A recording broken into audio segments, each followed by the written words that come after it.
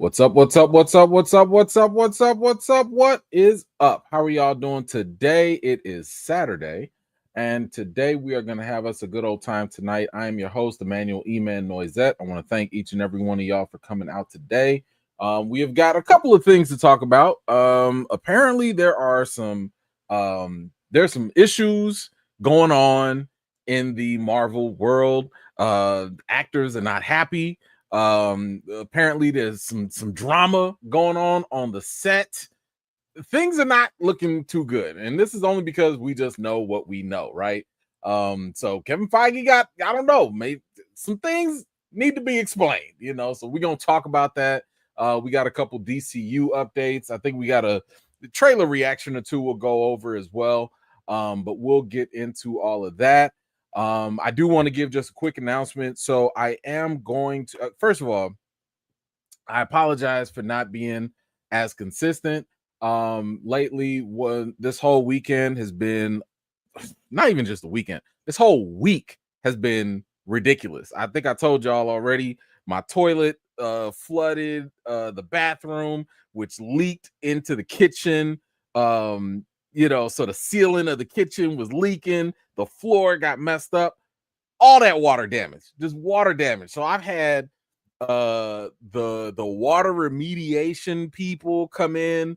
I got general contractors come in. Shout out to insurance. Okay, I'm glad I kept up with the insurance because they're covering everything. But oh my God, we've had to have our entire kitchen sealed off, so we don't, and the kitchen's like 30% of my downstairs level. It's sealed off, can't use the kitchen, can't wash dishes, can't use the microwave, can't use the stove, can't use the fridge. We buying food all day, and y'all know that adds up. And then they go and put 3 big vacuums. I don't know if anybody's had to deal with water damage. They put 3 big vacuums in the kitchen, so it's loud.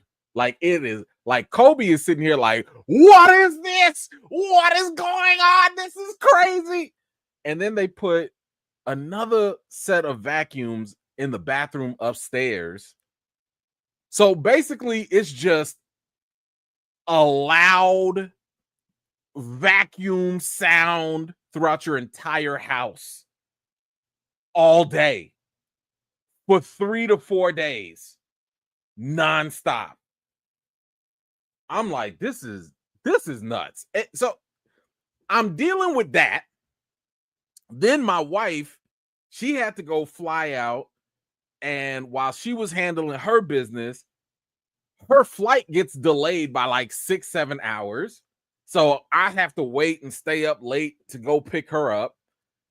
Then it's my oldest daughter's birthday, and it's not just one day, of course. It's like, I think it was like on Wednesday or Thursday. So it's really the whole weekend. So this whole weekend, starting from Thursday, I've had to do something regarding her birthday, and we still not done because I think we're still going out to eat on Sunday. I'm gonna take them out to a movie like later on Sunday as well. It's a lot. It's just a lot. So for anybody that was wondering, I had people hit me up, yo, where's the live stream? Yo, what's going on? Guys, I've been adulting, and I don't like it. I'm sitting here talking to insurance companies, to making doctor's appointments for my kids, and making birthday plans. It sucks. Now, I don't like this adulting no more. I just want to go back to just having things be simple. Just be simple. Anyway, back to business. I am going to I was going to see Highest to Lowest, the Denzel flick. I was supposed to watch it yesterday, but because my wife's flight got delayed, I couldn't go see it. So I'm actually going to go watch it tonight. So I will be making sure I cut the live short right before it's time for my show. I should have enough time for that. So I'll be watching that tonight. And then Alien Earth. We are absolutely going to cover Alien Earth. Again, I just got swamped with stuff. I haven't had time, but I'm telling you now, I need y'all to be watching Alien Earth. There is so much stuff we need to talk about. I was going to record some videos and just kind of put them out there, but I'm like, no, we need to talk. We need to talk about Alien Earth. Oh my God. Okay. We have to talk. There's some things, some questions. I need y'all feedback. So this is your reminder. If you haven't already, go watch Alien Earth. I believe it's only the 3 episodes that are up right now. Go watch those episodes because we have a lot to talk about. There's a lot of stuff coming. We need to make this happen. So what I will do, I can't promise tomorrow because I know I'll be running around and stuff, birthday stuff tomorrow. I'm going to do my best to do it on Monday. I might be able to do episodes 1 and 2. Then maybe Tuesday we could do episode 3. I know episode 4 comes out on Tuesday as well. So I'm going to do my best to get us caught up because we will have a hell of a conversation halfway through the season. We will. Just we have things to talk about. So anyway, that's all. That's your catch up for everything. Make sure you're watching Alien Earth. And then we will get back on schedule. All right, so let's see who's here so we can give some quick shout outs. Paulette, hello, good to see you. Carl, how you doing? MC, I see you. Wouldn't be alive without Miss Harper. Thank you so much for being here. Treese, appreciate you coming through, holding it down for the Mod Squad. We got Kristen Pratt. Thank you so much. Chill, how you doing? Good to see you. D Nizzle, I appreciate you coming through. My man Eugene is here as well. Quiet One, appreciate you coming through. Rock, hello. Callow, I see you as well. Let's see. Black Action Figure, good to see you. Come on through. Tracy, thank you so much for being here. Appreciate you. Let's see. Raymond, I see you. Good to see you. Let's see. Bose, what is up? Who else did I see? Mary J. Good to see you. Thank you so much. Jason, appreciate you coming through, man. It's been a while. Jay Brown, hello, good to see you. London calling, thank you so much, my man. Stamina MC. Let's see. Derek, what is up? Good to see you, man. Let's see. T-Ville, good to see you as well. Who else? I saw there we go. My man Mike is here. Good to see you. Mac, appreciate you coming through, man. Thank you so much. And I think we're almost caught up. What? There he is. My man Mitch is here. Good to see you. Thank you so much for being here. D Ridley, hello. Appreciate you coming through. There she is. There we go. What's going on, Deborah? Appreciate you. Thank you so much. And Andrew, shout out to you. Thank you for making it out. All right, guys. Thank you for that. We are going to get started. Oh, if you guys are also interested, we could probably start covering Peacemaker as well. So let me know if you guys want to go over Peacemaker. I believe the season just started. It comes out on Thursdays, if I'm not mistaken. So let me know if y'all want to do that. We can make that happen. Okay. What else? What else do we have? Okay, JN, I'm gonna come right back to you. Have no fear. I'm gonna say that when we get a little bit closer to it. All right, let's go over some quick updates and see what is going on in the movie world right now. Right now we have, surprise, Apple TV is increasing its monthly subscription by 30%. It is now going to $12.99. Yikes! Now, here's the thing with Apple. I mean, don't get me wrong. I've told y'all for the longest, certain streaming platforms are going to have your attention and they will also have your money. Okay. Netflix is probably going to stay number one. People going to keep subscribing to Netflix because they have so much content. HBO might be second, and maybe Prime, because if you got Prime, you probably got Amazon. I could see those being the big three. Apple is in this interesting predicament because they have really good stuff. They have really, really good content. But for whatever reason, it doesn't feel like their content gets promoted in the same way that like a Netflix or HBO does. Because I have the strongest feeling that if the shows on Apple were on HBO, these things would be blown up. Everybody would be like, "Oh my gosh, this is the greatest show ever." Like if Severance was on HBO, are you kidding me? So I don't know what the platform bias is. I don't know what the resistance is. Oh, I'll tell you, I'll be honest. My resistance with Apple is, for one, I'm not an Apple user, right? So I have an Apple TV, but I don't use it. I don't use Apple phones or iPhones or whatever. It feels like Apple's harder to get to. And I know when I say harder, I mean like, oh no, I got to push an extra button. But for whatever reason, it doesn't feel as seamless. Like even when I get screeners for Apple stuff, I got to go to an Apple website. I got to log in. I got to stream it to my TV. But when it comes to like, let's say a Netflix thing and they give me a screener, they just add that to my list. It's just, oh, it's right. I just go to Netflix. Oh, there it is. It's easier. So I don't know, man. But either way, Apple, I wouldn't say that it's not worth it. Let's be honest. We're not talking about Peacock here. Okay. So if they're going to raise their price, at least they have the content to back it up.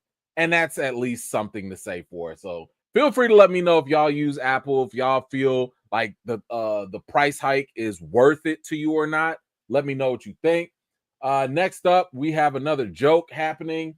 And it seems like this is more and more becoming a reality, as much as it sounds like a joke. But we have our first look or first tease of what wrestler Cody Rhodes could be looking like as Guile in the live action Street Fighter movie. I don't know what to do with this. I don't know what to do with this. Like everything about this tells me that this is about to be like a college humor, Funny or Die type of parody. It feels like it's going to be a parody. I cannot take this seriously. I just can't. And if you look closely, they gave him the buzz cut. And that buzz cut does look prominent. They gave him the prominent buzz cut. So, all right. I guess this is a thing. Next up, we have the studios. So, this probably wouldn't be much of a surprise, but the studios are out here always trying to get audience's attention. But it seems as though Disney is going very specific, because it says here Disney is pressing creatives in Hollywood to pitch ideas for original movies targeted towards Gen Z young men. Huh. Interesting. So if we're talking about Gen Z, I'm pretty sure that, what is that like? I think that's like 28 and younger, if I'm not mistaken. So they're trying to go for those guys specifically, which is kind of interesting to me, because if you're going for like that generation, I feel like that's going to be a lot harder to go for, because you're talking about a generation that basically grew up with the internet, and they grew, I'm making wide generalizations here. They grew up with the internet, and I would argue they also now have a much shorter attention span compared to previous generations. So if that's the case, how are you going to give anything that's going to catch their attention unless you go for stuff that, you know, is already that they're already into. So for example, if you already hit them with a Minecraft movie, or maybe you do a Fortnite related thing, maybe that'll get their attention. I don't know, but like, I'm a millennial, so you know, for me, you just had to tell me new good stories. You know, I had the attention span to be like, oh, it's a different story. Cool. I can sit there and watch it. And you could also make the argument that, like, why are you trying to go for this generation who, by the way, they were also affected by COVID, right? So, like, you're talking about the pajama wearing, you know, lounge about. Unfortunately, the lockdowns had an impact on them as well. I don't know. I'm not saying they lost, but I'm just saying I don't know how you're going to target that generation and capture them. Do we need more Five Nights at Freddy's? Is that what we have to do? I don't know, but all I know is at least if you can continue to cater to millennials, hey, you can get our attention, tell us stories, and if anything, we've got kids now. We'll bring the kids along with us. Do you not like? I mean, we're not talking about movies, but my kids, I just had them watch Pokemon, the original. I had them watch Captain Planet, had them watch DuckTales. Woohoo! I also had them watch Darkwing Duck. Why? Because they need to know goodness. Okay? They need to know good stuff. All right? Because all this new stuff out here ain't for them. So listen, y'all need to go back to focusing on millennials. Yes, I'm biased, but I'm just saying that's where the money relies, if you know that. But anyway, y'all let me know, how do you feel? Oh, better yet, do you have any ideas on how or what a studio can do to go after Gen Zers? I don't know. This is beyond me. I couldn't even tell you. I couldn't tell you. But anyway, next up, oh man, this gotta hurt. This gotta hurt. Y'all know shows be coming and going, all that, you know, but this I didn't even see this coming. I thought this would have lasted a little bit. But Dexter, Original Sin, has already been canceled after the first season. Golly, he just got here. He just got here. I ain't gonna lie, I had no intention of checking this out. I wanted to kind of see if it had some legs. I've liked the Dexter original series or season, but I think it's time to say that this might be officially fizzled out. I think it's pretty much done. If I'm not mistaken, I think there's another season of Dexter that they're trying to do, and I think the premise is something like Dexter is about to join up like a secret cult or organization of other serial killers, and I'm like, wait, what? Like y'all killers just be having whole parties? Y'all just have whole get-togethers? Okay, all right. Yeah, I think they milked the Dexter thing probably a little too much. I don't know if this was a good show or not. I don't know what. I'm just saying it seems like this didn't even have a chance. So I don't know if the numbers were just that low. Maybe it didn't get promoted. But for anybody that was looking for this, it's over now. It's over. All right. Next up we have, and maybe I need y'all help with this because I never got into this. But apparently there's a new live action Archie Comics movie in the works. Now, behind it are the famous Phil Lord and Chris Miller, who are producing this with Tom King writing the script. So Tom King, really good comic book writer. Lord and Miller, fantastic producers. These are the same guys that gave y'all the Into the Spider-Verse movies. I'm just sitting here thinking, Archie Comics, I've never got into this. Like, I've never understood Archie. I don't know what the point is. It is okay. Y'all can correct me. Is this the same thing that Riverdale is based off of? I think my daughter used to watch Riverdale. I don't know if it's the same thing. I know nothing about Archie. All I know is that he's the redhead guy. That's it. And I know that there was on bubblegum wrappers and stuff, but I don't know. So is this a good thing? Like, y'all, I don't know. Is this something that y'all would be interested in? Do we need a live action Archie comic?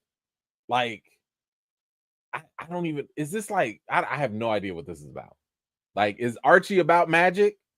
Is this about I don't know. I don't know. But okay. If y'all like it, I just like the fact that Lord and Miller are behind it. I trust them. I trust them. But we'll see. Anyway, Quentin Tarantino had something to say here. And this really had to do with about his last movie. Because he made news and headlines about how he was only going to do one more movie, then retire.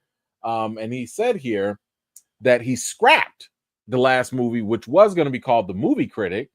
And he says here, it says here that he scrapped it as his final film because he thought audiences would find it boring. And yeah, he says every Tarantino title promises so much except The Movie Critic. Who wants to see a movie called The Movie Critic? And it's so funny that he says that because the first thing that came to my mind was movie critics. Movie critics. I cannot tell y'all how ironic and funny it is at the same time. The biggest fans of movie critics are other movie critics. I am hard pressed to find any movie critic that cannot sit here and tell you they were inspired by other movie critics or that they avidly follow other movie critics. I'm not saying that's a good or bad thing. I'm just saying that is just something I've noticed that people that's true. So I would not be surprised if Tarantino made the movie critic, and this thing had the most reviews on Rotten Tomatoes by critics. Of course, they're going to want to watch something about themselves, right? So, anyway, y'all let me know, how do you feel about that without with the movie critic not being a thing? How do you feel about that not happening? Even though I will say that I have always I'll always turn up for a Tarantino film regardless. So Kristen, real quick. My critic idols. Funny thing, I didn't have any. And I mean, if I were, whenever I write my life story, it was actually a movie critic that messed up and spoiled a movie that made me become more of a movie critic, because it pissed me off that in their review they spoiled the movie, and I was like, oh hell no. See, no, I gotta be like Thanos, and I gotta do it myself, because if I can't trust other reviews out there, if people are gonna be spoiling stuff in their reviews, I'm not gonna talk. I better go into it and do something differently. So I ironically didn't. I mean, I watched Roper, Ebert, and stuff, but none of them really like made me be like, hey, I want to do this like you guys did. No, it was actually kind of the opposite. It was like, I don't like this. I don't like writing or reading a 5-page review. Ain't nobody got time for that. So yeah, I maybe I'm a little different in that case, but all right, let's keep going here. What else? Oh, Glenn Powell. He was asked if he wants to play James Bond, and he said, I'm a Texan. A Texan should not play James Bond. Get an authentic Brit for that job. Yes. I like that. Come on, man. This is what I'm talking about. And here's the thing. I'm sitting here thinking to myself, like, first of all, who asked this question? Like, why are you even asking any American about this? James Bond is as British of a guy as he can be. Like, this is it's just ridiculous, right? I mean, like, I get it. Some people, I mean, this isn't really race swapping, but I'm just saying, like, at some point, can we respect the entire premise of a character's background? Like, a huge reason James Bond is who he is because he's British, right? But it's like, he's not even the only one that was asked this, which is wild to me. In addition to that, Austin Butler was asked the same thing. He was asked if he wants to play James Bond in a Denis Villeneuve's upcoming film. He says that wouldn't be a good idea. I'm American. I think it would be kind of sacrilegious. It's got to be someone from the UK. Now, a villain, I'd do that. Come on, man. Like, why? Who? And here's the thing. I want to say it was an English dude that asked him this. Why? Why? We've already had the inverse happen where we've had English people coming over, English actors playing American roles, especially with black actors. But why would you even want to entertain the idea that a British pop fiction character, a popular one at that, be played by an American? I wouldn't even want that. As an American, I don't know. We don't need that. Y'all can keep y'all James Bond over there, and that'll be okay. And yes, I've said it from the beginning. My pick would be Tom Hiddleston. I've been saying that. I think people don't understand how good that man really is as an actor. But, you know, anyway, I think that is just a ridiculous question. They should throw that out. It's stupid. It makes no sense to me. But I'm glad these dudes said something and was like, hail to the no. Anyway, we got another movie here coming up. This is going to be a Jason Momoa movie. And it says here, Jason Momoa will produce and potentially star in a new action thriller called The Pirate. And it is described as the raid set on a pirate ship. Now, wait a minute. Wait a minute. The raid? I need for y'all to calm down. Like when people say these things, it's just to me as bad. Like when people be like, "Oh, Captain America: Brave New World, it's got Captain America: Winter Soldier vibes." You lost it right there. Stop equating these movies to better iconic films in any capacity. Don't even put their names in the same sentence because you are setting up that other movie for failure.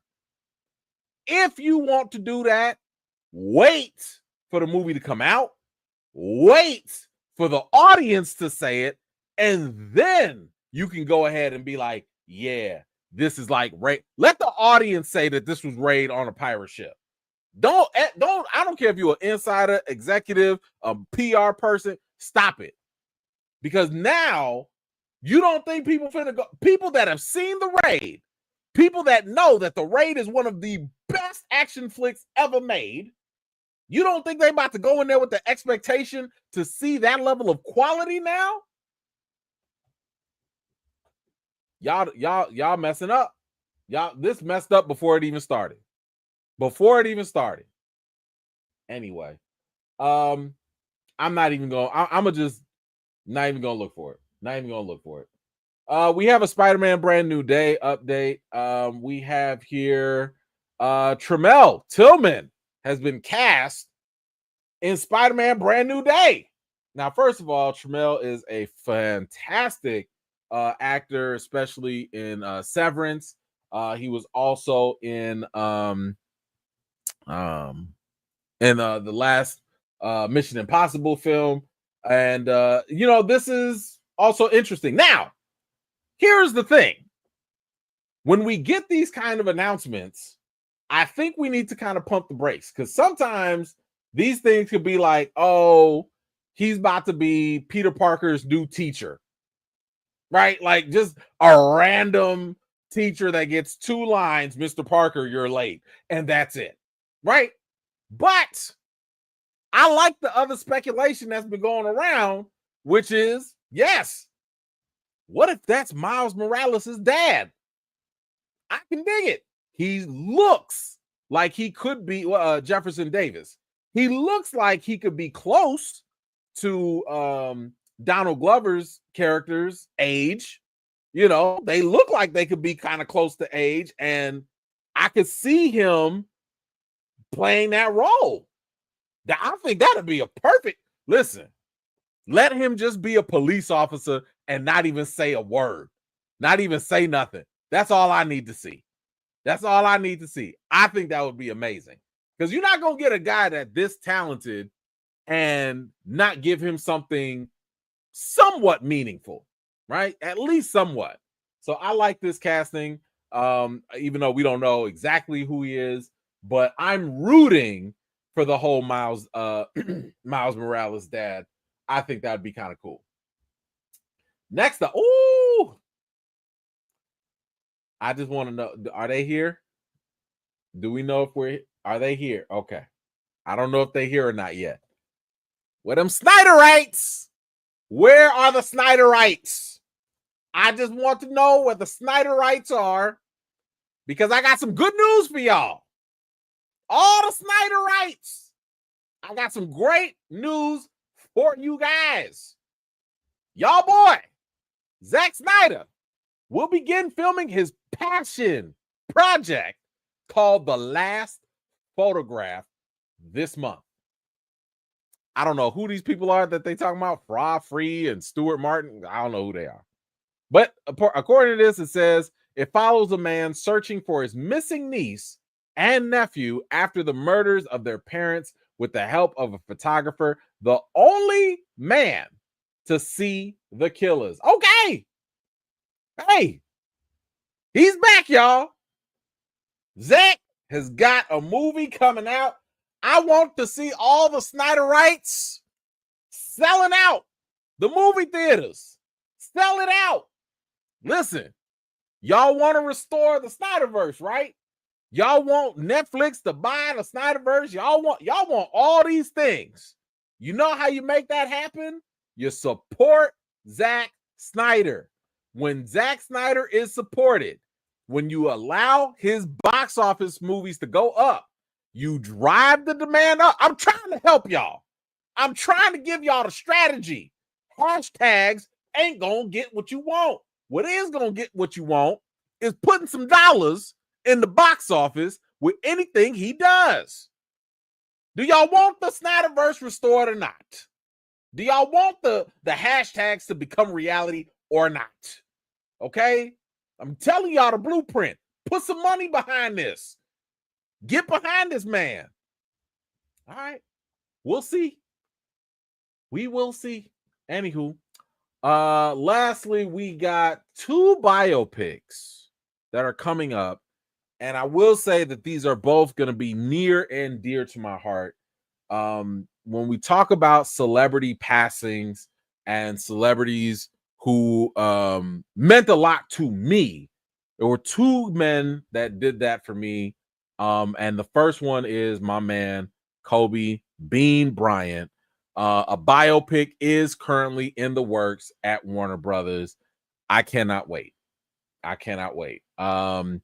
Kobe Bryant is, I mean, if I did not live in Chicago, if I was not raised on Michael Jordan, Kobe Bryant would be my number 1 player, period. I can always say that he is my favorite player. I can't say he the GOAT. That's MJ. That's MJ. But man, like that, hearing that news crushed me. Like it was like that has been my favorite player since Lower Marion High School. Okay. When y'all don't understand, like 5th grade, my dad came in, and I remember this like it was yesterday. My dad came in, he sat me on the bed and was like, "Hey, I got this from some guy at work. He sold me these basketball cards. Here you go." And I was just like, "What are basketball cards?" Okay. I'm going through the cards, and there were some good ones, like, oh, Stephon Marbury. Okay. Oh, Larry Bird. Okay. Michael Jordan. Great. Kobe Bryant. Who's this? I had at least 10 Kobe Bryant rookie cards sitting in my hands, just there. Now, I still, I lost some of them, but I did buy them over the years. But that's where my love and affinity for the player began, because I started reading all the stats, think of like a little kid. You reading all the stuff on the background like it's a comic book, you know? Man, yes. So me, Kobe. This is why Kobe's name is Kobe, the dog, right? Like it was gonna be something else, but that's another story. But this is why I named my dog after Kobe, right? So anyway, shout out to the Bryant family. Man, just gone way too soon. And of course, second to that, and I'm sure you guys can guess this already. Next to Kobe Bryant, I mean, the only other one that like really hit home for me was the passing of Chadwick Boseman. But it looks like here that Words Plus Pictures are working on a Chadwick Boseman documentary. This is the same studio that just came out with the Superman Christopher Reeve story, which I believe did win or at least got nominated for some awards or whatnot. So, you know, it sounds like it's going to be in good hands. Hey, I don't know where they are, who they are, whatever. Listen, Words Plus Pictures. Holla at your boy. Okay. If y'all need anything on the recast T'Challa movement, because I've told y'all from the beginning, part of the reason behind that was to honor the work of Chadwick Boseman and to make him the beginning of a legacy. Okay, so I'm just saying, you know, whoever's in charge over there, Words Plus Pictures, I'm available. I will whatever y'all need, I got you. Right. So anyway, I think those two will definitely be documentaries I'll be looking forward to watching. But okay, guys, that's it for our quick updates. Let me know your thoughts on any of them in the comments down below. All right, we got a bunch of comments. Let's see if we can grab some of these here. Anthony, stop bashing Peacock. Why? I used to watch football, soccer, and do Saturday morning Law and Order binge watch, even if they are episodes I have seen. Okay. Let me ask you, hey, do you do the Law and Order dance? I've been seeing it on the TikToks and the Instagrams. People doing the Law and Order dance. The dum dum dum dum dum dum. Bow, bow. Come on, man. I hope you're doing the dance every time that thing comes on. But okay, hey, listen. Like what you like, enjoy what you enjoy. That's fine by me. Let's see. Ooh, you said here, is there the DuckTales reboot just as good? No, I don't know if I did or not. Maybe. I think there were a couple reboots. So I don't know if there's like a newer one. I remember there was one years ago. So I don't know. But maybe I'd be down for it. Plus, it would give me a good reason to watch something with the girls as well. Quiet one suggestion for Disney to reach Gen Z is like to do like Netflix did, get into the anime content space. They tapped into briefly with Star Wars Visions. Totally down with that. I mean, again, I don't know how much Gen Z loves anime or not, but I do think that if it is something that like, see, this is why I like being a millennial. I'm flexible with almost anything, right? You can give me an old school movie like from the 90s, the 80s, and I'll watch it. You can give me some animation and I'll watch it. You can give me a video game movie, I'll watch it. So if the kids, if they like the anime stuff, go for it. Yes, I'm with you on that. Great. I probably should go ask my daughter, like, hey, you're Gen Z, like, what do you like? That would be an easy one. All right, let's see. Pixie Treats. These apps doing a lot. Be careful if you have Prime. You have to pay shipping and handling on items you never had to pay for. If it's now not included in Prime, Apple, you next to get canceled after 5 years with these prices. Yikes. Woo. I wonder, does that have anything to do with the certain tariffs from a certain administration? Could that be causing some of these issues? Because it sounds like that's what that might be coming from.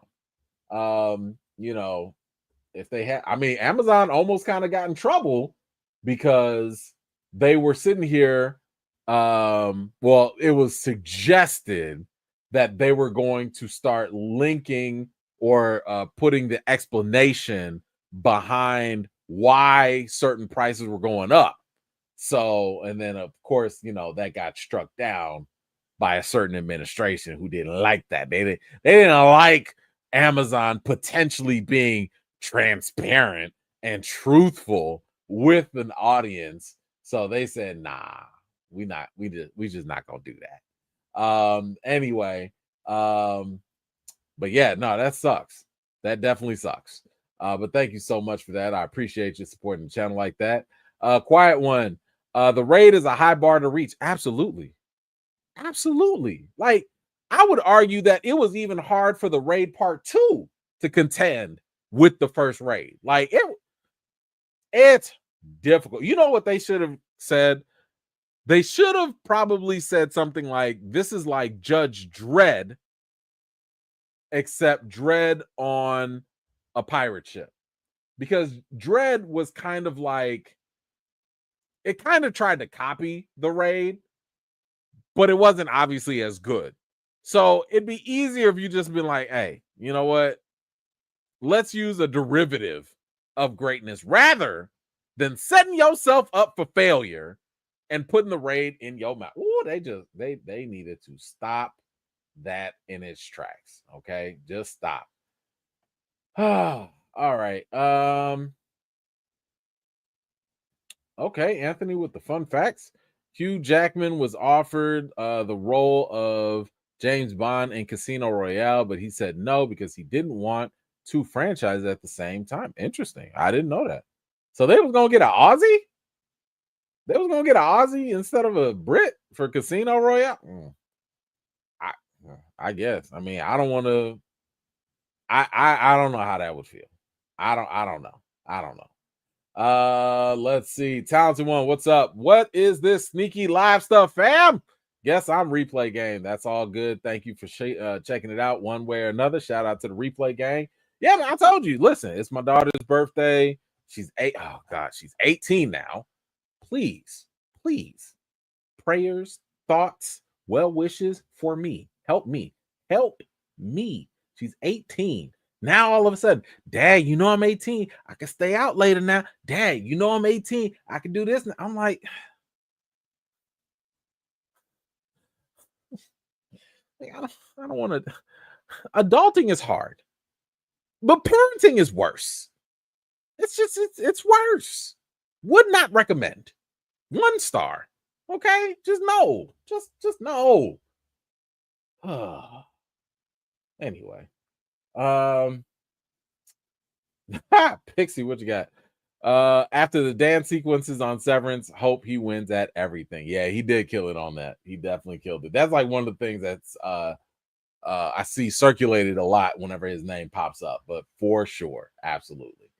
All right, let's move on. Let's see.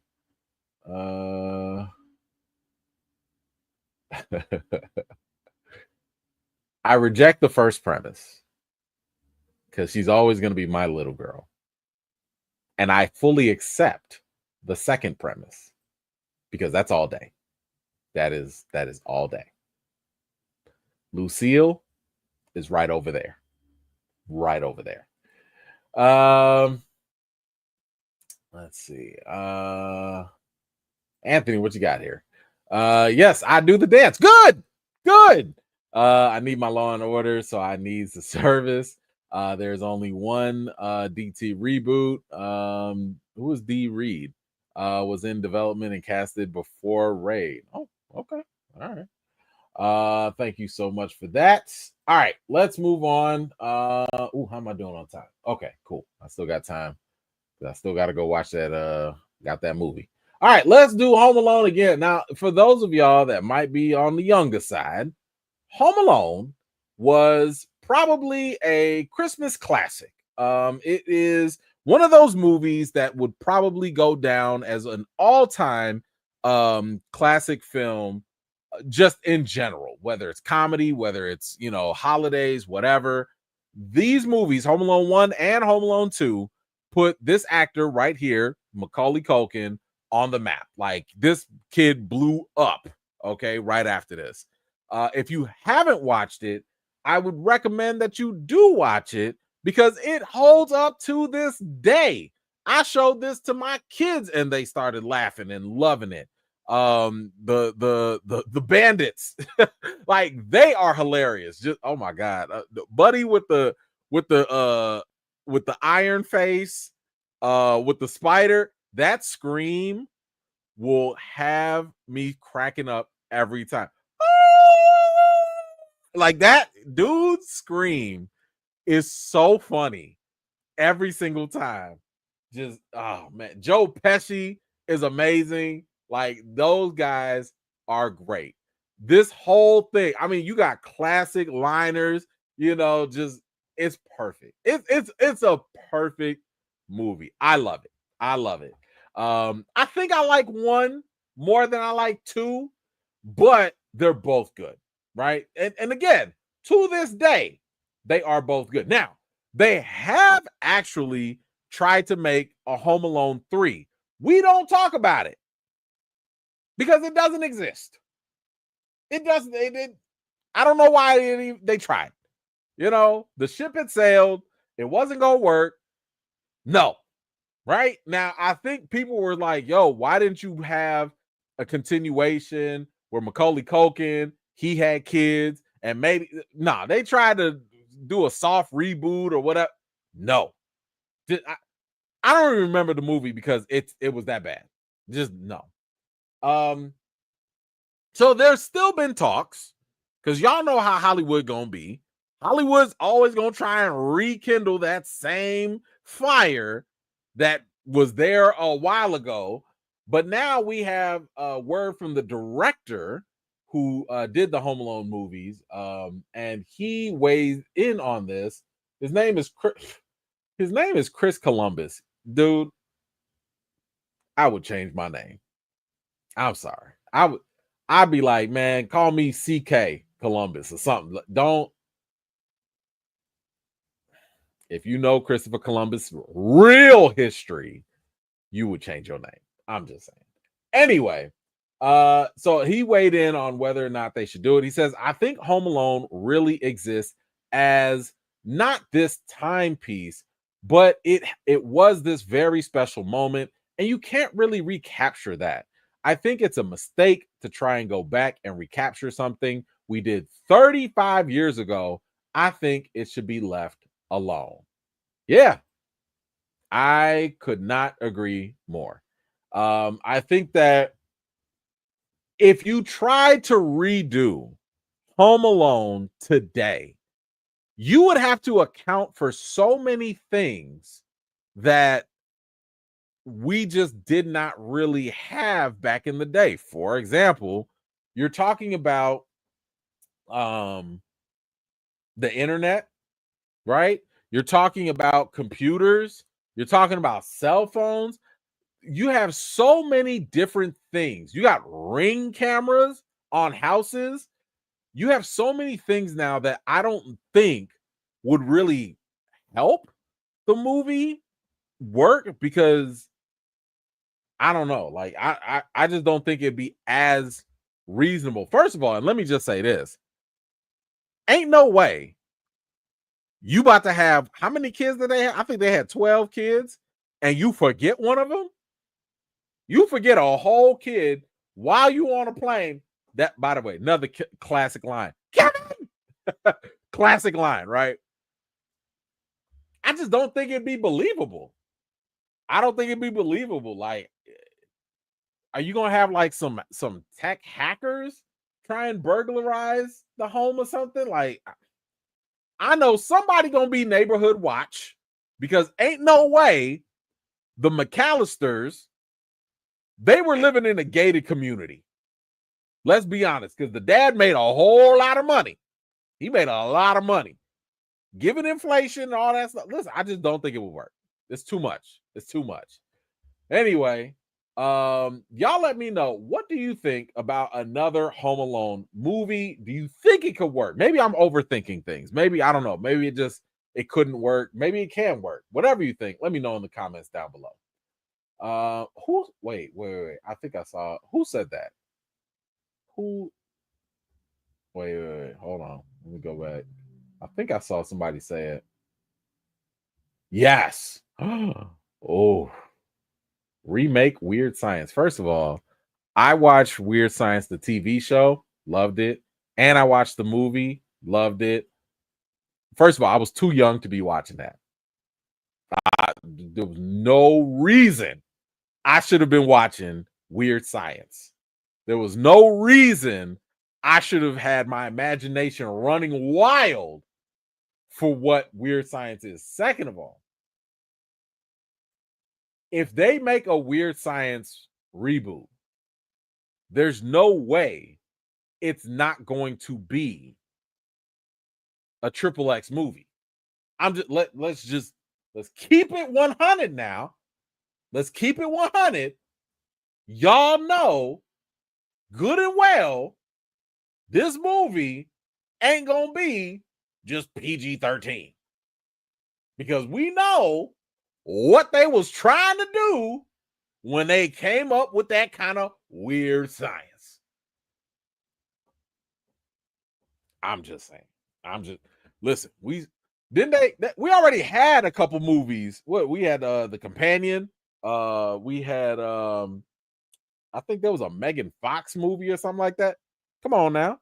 We had Megan, now Megan wasn't that, but I'm just saying, man, ain't nobody finna sit here, come up with like a female, a perfect looking female that is going to be AI. Yeah, all right. Good luck. Good luck having that work. All right, let's see. Oh,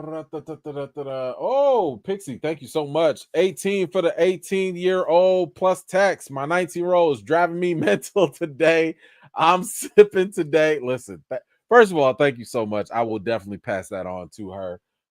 She will, I'm sure she says thank you in advance. But thank you so much. Yes, I understand. I understand. I think I was having a heart to heart with her one day. And I remember, I think it slipped out, but I was like, I'm scared of you. Like, you scare me. As a father, you scare me because you're mentally thinking like, all right, am I being too strict? Or am I not being strict enough? Am I being compassionate enough? Or am I just missing it? It's a lot. That's why I thank God for my wife, because I'd be like, please go talk to your mom. Like, go her over there. I can't do that. Go over there. Thank you. Whew, man. What? Anthony, do yourself a favor. You got homework right now. You got homework. Like, just watch it. Just watch it. That's a good watch. That is a good watch. Mike, what you got? Oh, I'd like to see a black version of Home Alone, but it would be definitely a very different story. Yo, let's do this. Now we talking. Okay, now we talking. Why? Because you can make this movie in the hood, right? Give me a young little kid who is in a STEM program, right? So he's a young black kid. He's in the STEM program, or better yet, he's an aspiring STEM student, right? But he's held down because of the resources or lack thereof, and his mama is working 3 jobs, right? Single parent, just the worst situation. And of course, some people want to come and rob the house. They don't have no ring cam. They don't have a cell phone to give them. They don't have no neighborhood watch. They don't have nothing. You in the middle of the hood. Woo! And let's just say they coming for the apartment building. Man, I think you can make that work. Now, this might go straight to Tubi first. It might go to Tubi. But you know what? I smell potential. Thank you for that, Mike. I like it. I think that could work. I like where that could go. Let's see. Black action figure, Home Alone again, with Ice Cube helping the kid navigate through the house, through the computer screens, make it happen. Amazon. Why did Ice Cube have to catch a stray here? Now, you are referencing arguably one of the worst movies of the year. Ice Cube does not need to help anybody at this point. That does not need to happen. We don't need that. Thank you, though. Thank you. Now that is definitely to be bound. That is straight to be material. All right, let's move on. Let's talk about Snow White. So Snow White, if you guys recall, this movie came out this year. It starred Gal Gadot, Renee what's her name? Zellweger, whatever. I don't know. Anyway, this is the movie that had the weird looking dwarves in there. They were going to have real little people, and then Peter Dinklage was like, "Oh, why are you doing this? This is so bad." And he took all them jobs away from them little people, and they couldn't do it. And Disney was like, "All right, cool. We'll go ahead and just do CGI." So either way, this movie did not do very well. I did not review this movie. I've told you guys, similar to Spider-Man, sometimes I have a film critic sixth sense. It doesn't work all the time, but it works about 60% of the time, every time. And I smelled BS. I was like, nah, this ain't it. And from everything that I've heard and everything, and I have seen clips of it, this movie was booty juice. Just not good. Just not good. However, we have Gal Gadot here, and she has some thoughts as to what really contributed to this movie not doing so well. And she had a couple things to say here. Oh, I didn't even highlight it. Hold on. Let me get it here. So she says here, first of all, I have to say that I really enjoyed filming this movie. Okay. And then, there was all this talk about some on-screen beef with her and Zegler. And she says, I even enjoyed working with Rachel. We laughed, we talked, and it was fun. I was sure that this movie was going to be a huge success. Now, I don't know if this is a cultural or if this is a language thing, but she said, I even enjoyed. That just kind of stood out to me real quick. Like, listen, I even enjoyed working with them. I'm just, maybe it's just the English, maybe it's the language. Okay, like clearly English is not our first language. It's just the way that sounds. It sounded like, listen, I'm telling you, I liked it. I even liked her. Like, ooh, okay. Sounds like that was a little forced, but okay. Now, for those that don't know, Gal Gadot, she had to serve as she was born. I want to say she was in Israel. She had to serve on the Israeli Defense Forces for 2 years. Like that's just part of, I don't know, whatever they have to do. So obviously she's pro-Israel, right? Now, where some of the controversy came in was her co-star Rachel was very, very pro-Palestine. Like, yo, she was out there making social media posts in support of Palestine. And I'm not going to get into the politics of it all, but if you just make a Google search, you understand Palestine, Israel, there's some conflict right there, right? So anyway, Gal Gadot goes on to talk about the horrible disaster that happened on October 7th. Again, feel free to go Google October 7th. I'm sure you'll know what that is.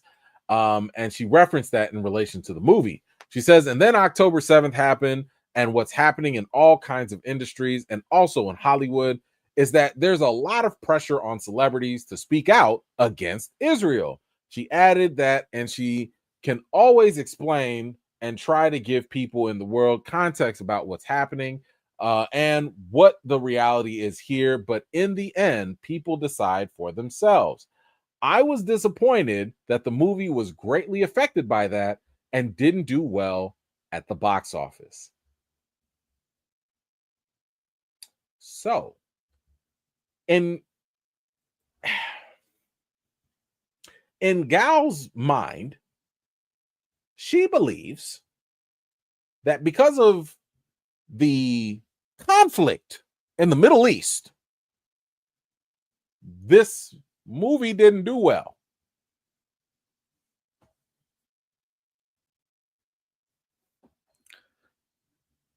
One of the things that I think was universally agreed upon by people that watched the movie, and I mean, I've only seen clips of it, Gal's acting was horrendous. You don't think that played a part? The writing was not all that good. Like the visuals look kind of weird. You don't think that maybe you might have played a role in this? Just a little. I mean, I'm just saying, people have liked movies despite other external things and that not be an issue, right? What we talk about, Passion of the Christ. That's after Mel Gibson had all of his stuff going on. People still want to go watch it. Ma'am, I don't believe that the political extra stuff going on had anything to do with your movie not being good. I just call me crazy. I don't believe it. I think it might have been you. It might have been just you. And this is kind of what happens when you cast actors or actresses on their looks before their talent.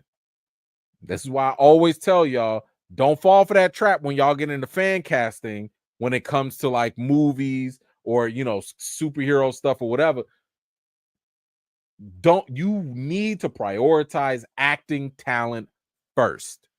And then you could find a whole bunch of good looking people in Hollywood, but you can't find that many good actors. This was miscast. This was a miscast. But anyway, do y'all believe her? Do y'all agree with Gal Gadot?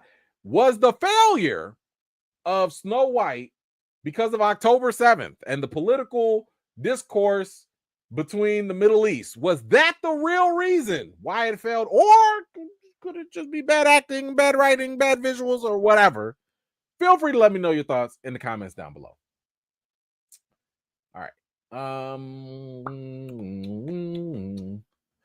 Let's talk about Denzel real quick. Denzel Washington, legendary actor.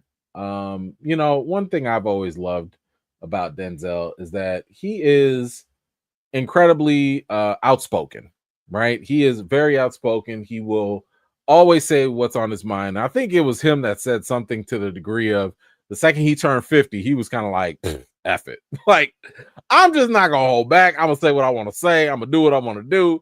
And you know what? I would say that he's kind of earned it, right? Like he's kind of earned that kind of I wouldn't say credibility in that case, you know. So in this interview, he sat here and he was asked about what it means to be canceled, you know, and if he was afraid of being canceled. And y'all know Denzel don't hold back. He don't hold back. So he has some comments here to say about being canceled.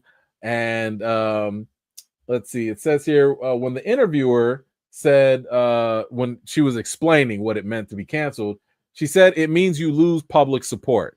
Denzel was like, who cares? Who cares? And he added, what made public support so important to begin with?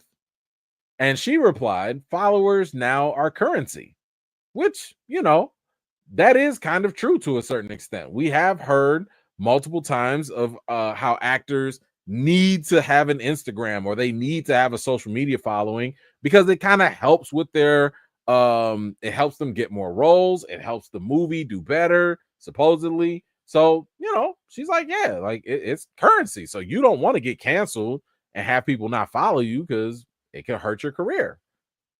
Now, y'all know, I don't even know if we should call him Reverend Denzel because y'all know he got his he got certified, you know, so maybe that's what we could call him now. But he said, listen, I don't care who's following who. You can't lead and follow at the same time, and you can't follow and lead at the same time. I don't follow anybody. I follow the heavenly spirit. Woo! I follow God. I don't follow man. I have faith in God. I have hope in man. But look around. It ain't working out so well. Woo! Pastor with a word. Come on through, Denzel. He said, you can't be canceled if you haven't signed up. Don't sign up. Don't get me started. My chest started hurting. You know, chest is getting tight talking about it. Ooh, my man is out here. My man is out here preaching. He is preaching. Whoo! Listen, that is, first of all, I need y'all to look at this image. Look at his face. You know he was ready. He was ready to deliver a word when he started looking at you like that. Okay? Not to say it was against her, but like he had something on his spirit. He had something on his chest. He was waiting for it. Oh, man. But you know what? Listen, I think that this is an interesting perspective because, for one, let's be honest, Denzel is coming from a place of privilege. And I'm talking about relative privilege. He's he's a legendary actor who doesn't need to. Denzel don't have to call nobody. Denzel does not have to audition for nothing. Denzel is at the pinnacle of Hollywood fame, and he's been that for a long time. So it's easier for him to say that. And I'm not saying he's wrong, right? He's not wrong. I'm just saying from the level of perspective, yeah, Mr. Hollywood, like, you know, Mr. Legendary actor of all time, like, you don't need to follow nobody. You don't need that. Now, can you say the same for a young and upcoming actor? Probably not. It's a different world for them. They don't have the same resume. They don't have the same reputation. They don't have the same credibility as the Denzel Washington. So I do agree with him that, like, yeah, it's true. You should not have to follow if you're trying to lead, because that's true. Like, you can't do both.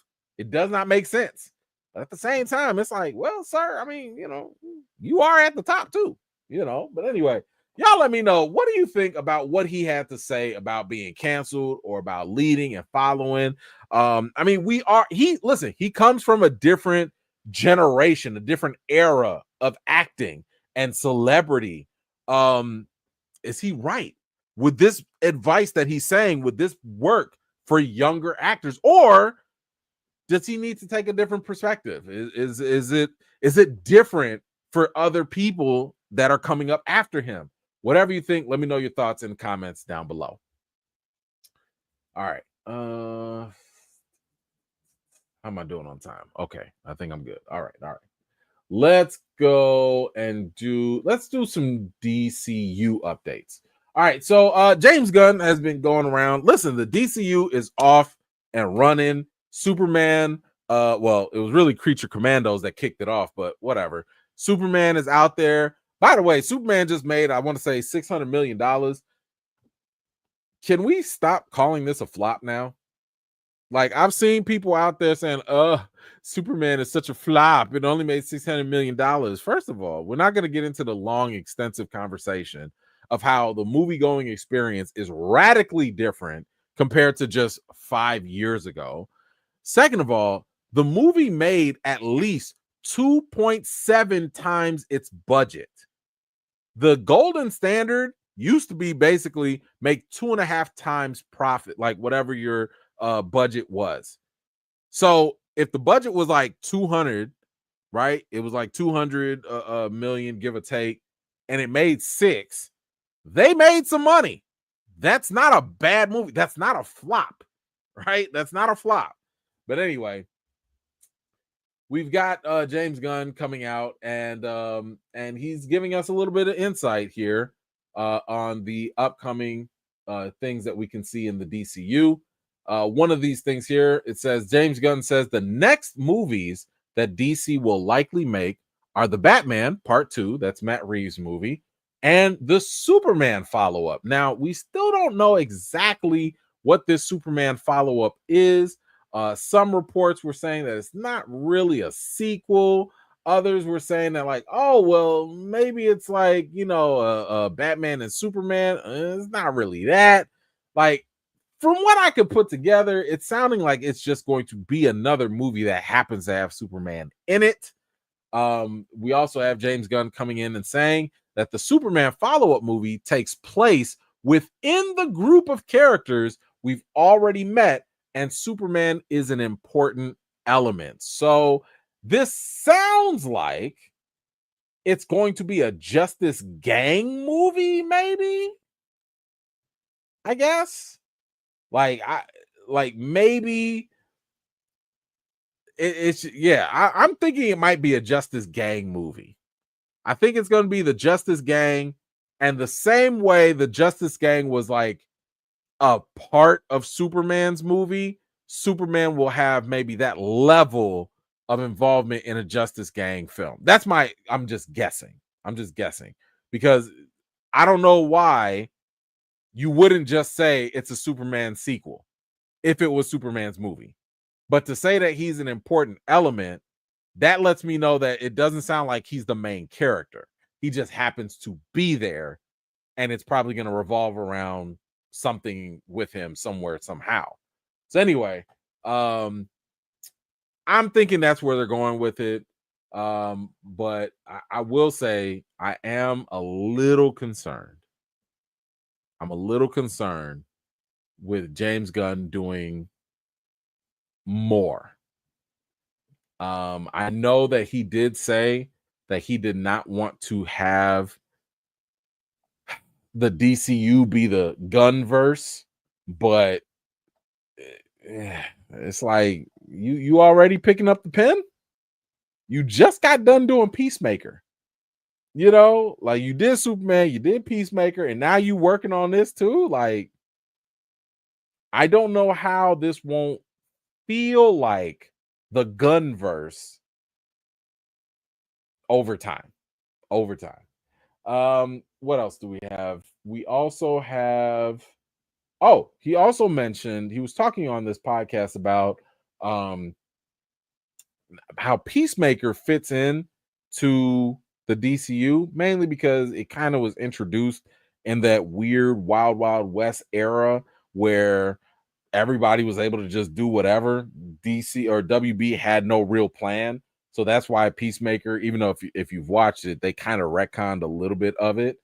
And in addition to that, Blue Beetle, according to Gunn, it also fits in very nicely with the DCU like Peacemaker. And I thought that that's what they were going to do anyway, right? Because Blue Beetle, the movie felt kind of contained.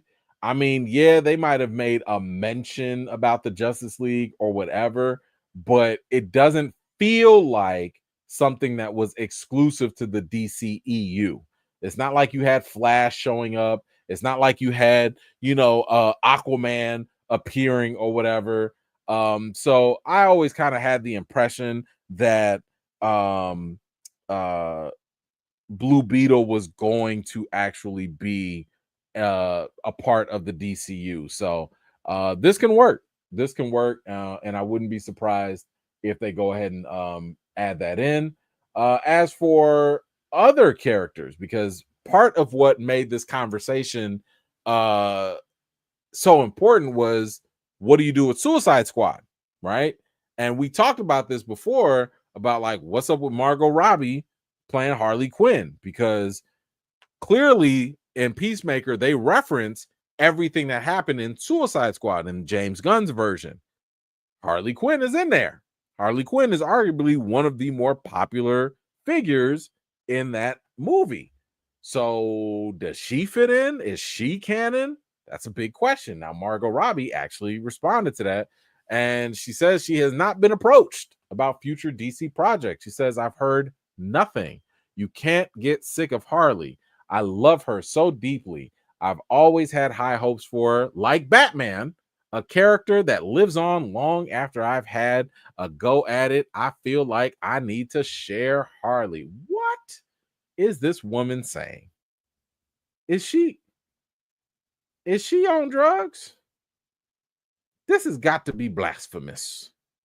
Did she say like Batman? Hold on, I want to read that again.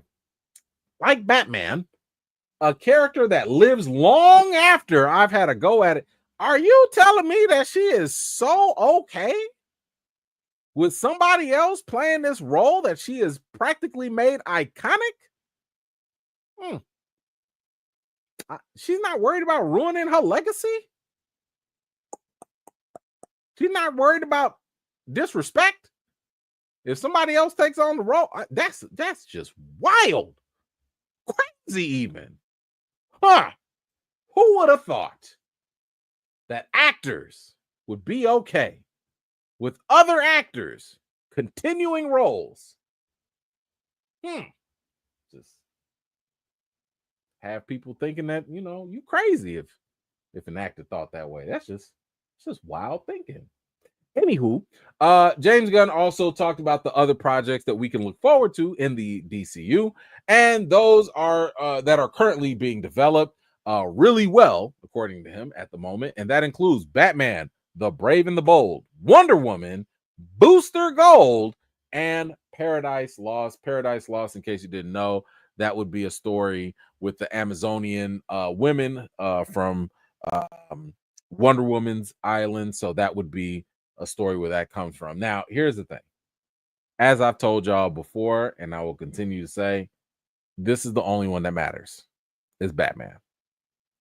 We need to know who is the Batman. We need to know, is this movie going to be successful or not? I don't care what these movies do. If you don't have a successful Batman movie, you do not have a DCU. Okay?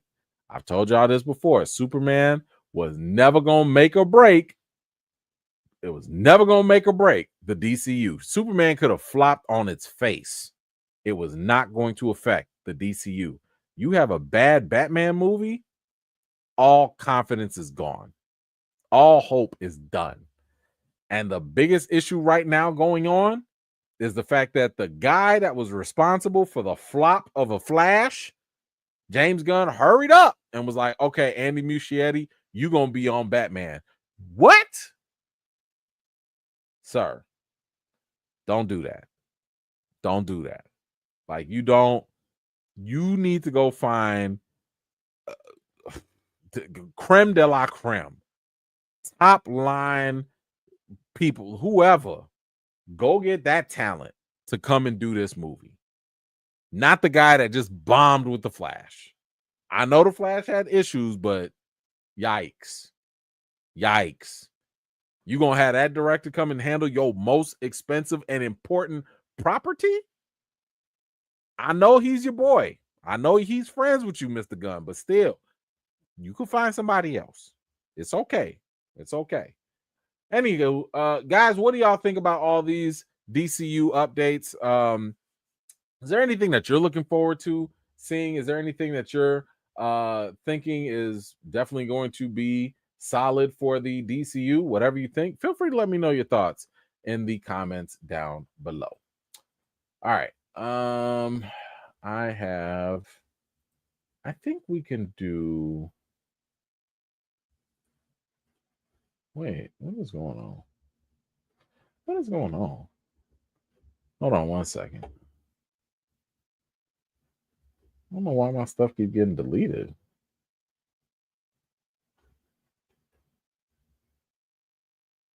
Okay.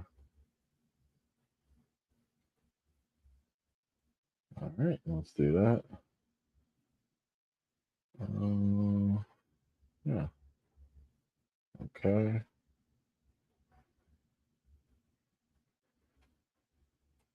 Okay. All right. Let's do a trailer. So I've told y'all about this before. The Good Boy movie, and this was all about a dog who apparently we are going to see things through his perspective, and it is going to be something where his owners, I guess, are being attacked or possessed. I don't know. It's something about the supernatural. And according to the director, which was kind of what I suspected, it's going to be kind of giving us that different angle of like what's going on with dogs when they be seeing stuff that we don't see, or they be sensing stuff that we don't sense. So, and I've told y'all this before, we need a trailer. I need a trailer, and it looks like the trailer finally came out. So I am very interested in seeing this. I don't know if this is since it's a horror, I don't know if this is super scary. I don't know if anything, I don't know. So for all you scary heads, I'm giving y'all the trigger warning right now. I don't know, but I do know I want to see this. So we're gonna check this out. Y'all have been warned. Let's bring this out first.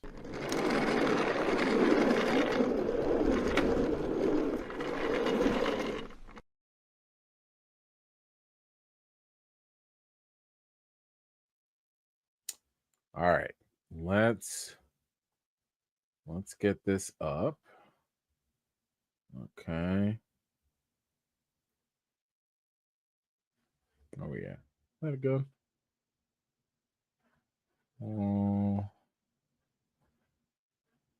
Okay, that's better. All right, let me make a little room here. Okay, so here is the trailer for Good Boy. Let's check this out. Look at the puppy. The cute little puppy. Look who's here.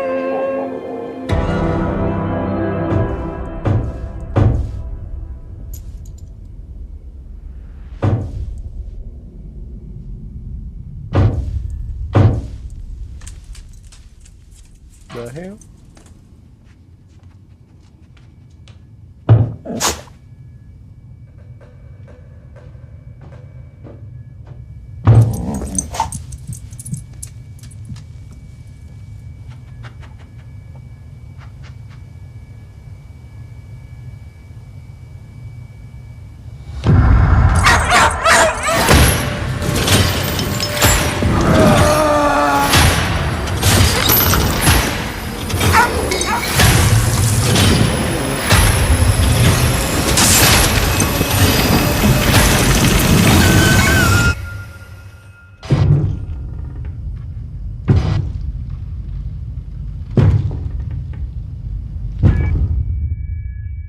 I guess I'm next. I should never have come here. The hell was that? Oh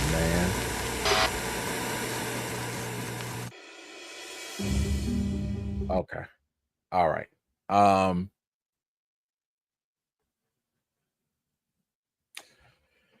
Whew. All right. That looks different. That's different. So okay, the dog's gonna be seeing some things. I don't know what that is. I don't know if somebody was possessed. I don't know if some ghosts are in there. Like I don't know. I do know one thing. I saw something online that was saying that like the Google searches for a good dog went up because everybody just wanted to know, does the dog live at the end? I did not look this up because I don't want to. I don't like spoilers. My guess is that they will absolutely allow the dog to live. That's my guess. I just know that like the studios don't have the guts to allow a dog to get killed in a movie like that. A lot of times and this is just based off of, having friends in the industry that do like those advanced testings and stuff like that. A lot of times they'll be like, oh, this ending made people feel bad. So then the director and the studio's like, oh, you got to change it. Perfect example. Get Out. If you do not know the deleted scene, the alternate ending to Get Out, Get Out was not supposed to end the way that it did with the funny ha-ha laughs. Nah, it was supposed to end in a much more realistic way. but because it made people feel sad, they changed it. So I'd put money on it. They don't have the guts to allow this movie to progress in a realistic way. They're going to let the dog live. I will bet everything on that they will let the dog live. Now, the dog might, something happened and he got a little limp or something like that. But they already know. Let's just be honest. We live in a world where, sadly, people will prioritize animals more than actual humans. It's no big deal if we see some person getting mauled up and killed on screen, but let it be a little dog. Let it be a little kitten. Let it be, oh no, my heart. Can't do it. So listen, I'm interested. I want to see what happens with this. I definitely want to see how far they go with this. And yeah, like I'm in it. So y'all let me know, what did you think about a Good Boy trailer? Is this something that you're into? Is this something that you are avoiding? Feel free to let me know your thoughts in the comments down below. Natalie, what you got? Life is life. And what up, E-Fam? Finally saw Weapons. Yes. More importantly, Natalie, what did you think about Weapons? How you gonna drop that teaser and not let us know what you thought about the actual movie? Ma'am, I needs to know. Don't leave us in suspense. What did you think about Weapons? Hold on, let me turn these comments back on. Let's see, Anthony. If the dog dies, John Wick's gonna be pissed. Yes, and that's why I say they don't have the guts. They're not going to kill the dog. They're not. I would be shocked if they killed the dog. Shocked. Man, ILL. The only movie that was brave enough to kill a dog was I Am Legend. Listen, I forget what interview it was, but Will Smith talked about that, and he talked about how killing the dog was one of the worst, like on the screening test, the quizzes that they gave to audiences. That was the worst thing. They was like, no, you shouldn't kill the dog. No, don't do. But they did it. They did it. They did it. I ain't gonna lie, that was a tough scene to watch.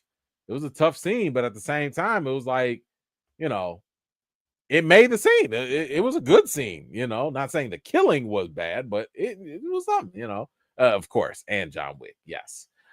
Thank you so much for that. Appreciate you. Quiet One, what you got? What's your thoughts on the upcoming Lantern show? I am interested on the DC Lantern show. I like Aaron Pierre. Who was that? Kyle Chandler, I believe they got. Listen, they kind of sold me once they said that it was going to be kind of like a true detective type of feel.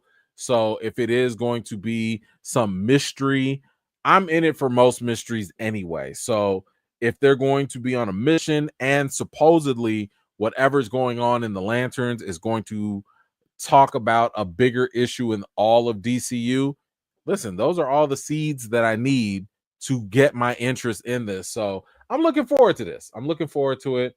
I definitely want to see where they go with it. So I'll be checking that out for sure. Thank you so much for it. All right, guys, I do need to hurry because my movie is gonna start soon. So I think I'm gonna skip some of these. Yeah, I might skip like a couple of these. Let's go straight to the drama. Let's go to the drama. I just wanted to. I just don't have time because I have to go watch that Highest to Lowest. All right, let's get into some MCU stuff here real quick. I don't know why this was even debated, but apparently people were saying like, "Yo, is Deadpool gonna be in Avengers? Like, is he gonna be in Avengers Doomsday? Like, what's going on?" And we have confirmation here. Not Good Boy. Let's go back. I always do that. Move.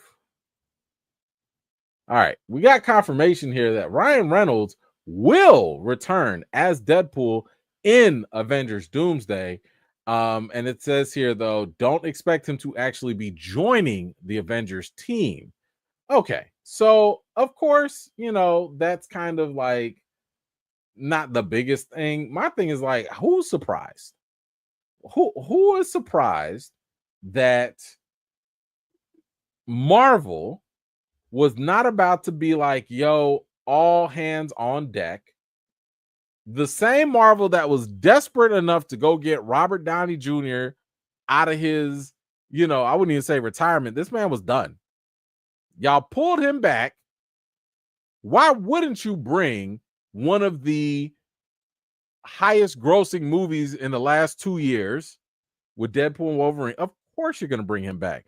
Of course you're going to bring Hugh Jackman in there. Of course you about to get everybody and anybody that you legally can into this movie, because we already know it feels like a cash grab anyway. So yeah, no surprise here that Deadpool is going to be in there. And to be honest, I don't really care if he's going to join the Avengers or not. Let's just be honest, everybody's about to lose because it's Dr. Doom's movie. Like he about to wash everybody. Anyway, we have an update here, and this is from Alan Cumming, who, if y'all recall, he used to play Nightcrawler in the previous X-Men movies. And we've heard different stories from people that are actively filming on set. I don't know if I think we talked about it, but Rebecca Romaine, she had talked about, who played Mystique. She was talking about how she didn't really know what was going on because the script was still being written, so she's like, I don't know how this ends. I don't, so we like, man, like what are y'all doing? So now my man Nightcrawler, he had a couple comments about what it was like filming on Avengers Doomsday, and this is what he had to say. He said, I did the entire film in isolation, lots of green screen, face replacement. They even gave characters fake names. I don't know who I was acting with half the time. I broke the internet by mentioning something once, but honestly, I might have got it wrong. So it sounds like Marvel is doing something where they really want to keep the surprise. And they are going through, you know what? And I will give them credit. I will give them credit for doing stuff in those like round green screens or whatever, because these are the type of things, these are the type of moments that we absolutely will appreciate, right? We will appreciate these things because hopefully these things will be kept a surprise. Hopefully these things will be like, something that the leakers or whatever, they can't sit here and be like, oh, by the way, Alan Cumming, Nightcrawler, he was really talking to, I don't know, insert famous Marvel character here, that we just didn't know or whatever, right? So I'm okay with this. I'm okay with them going through this much effort to make sure that even the actors can't, accidentally slip up Tom Holland, and say like, oh, by the way, I remember I was sitting here talking to Thanos. Yeah, Nightcrawler was talking to Thanos. Like, we don't need to know that. And the actors don't need to know that. The film just needs to be a surprise. So I actually like this. I'm actually okay with this, with them doing something like this. So anyway, that is all we have. No. Yes, that's all we got for the Marvel drama or the Marvel updates. Feel free to let me know. Do you guys like the fact that they're kind of keeping everything secretive like that? Do you think that this could cause a problem? Because this stuff is going to really heavily depend on how they edit everything at the end. Feel free to let me know your thoughts in the comments down below. Let's go in. Oh, well, hold on. We got a couple here.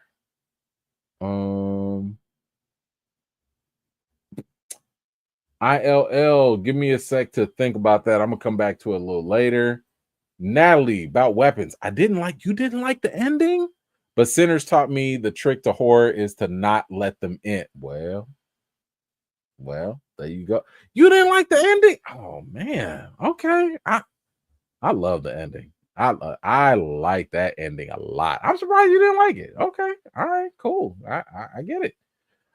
Quiet one. I appreciate them keeping the leaks from getting out. So in Russo fashion, we will get doctored fake trailers when they are released. Fine.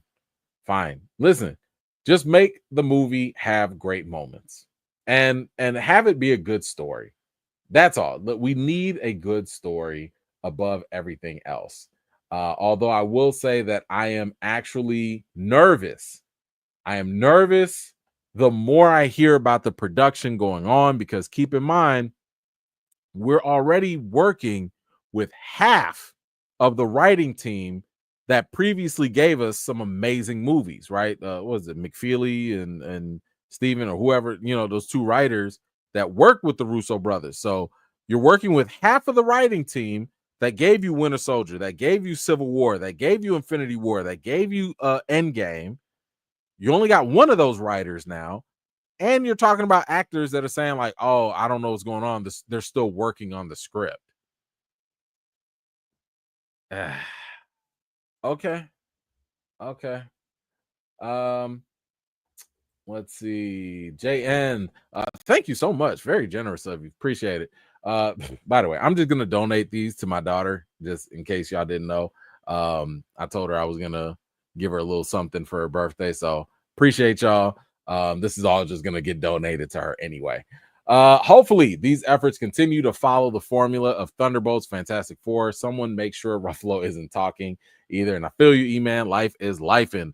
Put this towards the popcorn nachos for the movie. Thank you so much, man. I appreciate you so much. But like I said, I got to put that towards the kid.